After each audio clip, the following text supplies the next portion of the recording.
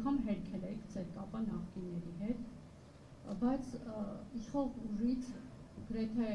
ամենօրյա պարբերականությամբ նշում են, ինչպես կարող է Նարեկ Կարապետյանը անկախ լինել, եթե նրա հայրը եղել է ՀԿ-ական, եթե նրա հայրը եղել է Սերժ Սարգսյանի աշխատակազմի ղեկավար եւ այլն։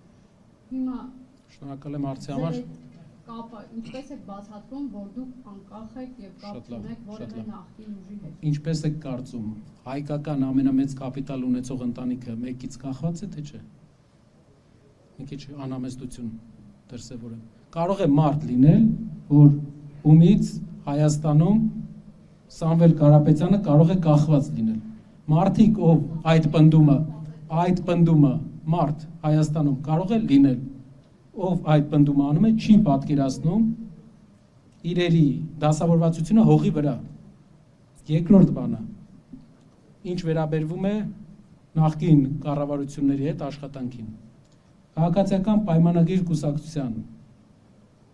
առաջի, երկրորդ, երրորդ։ Առաջի համարը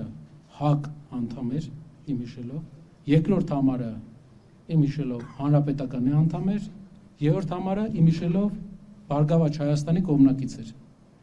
Իրենք նախկին են, իրենք ունեն ազդեցություն, օրինակ երկրորդ համարը ունի Հանրապետական կուսակցությունից ազդեցություն, նժդեականությունը իր վրա ազդում է, երբ ինքը Ադրբեջանից ծորեն է բերում, հարցրեք իրեն։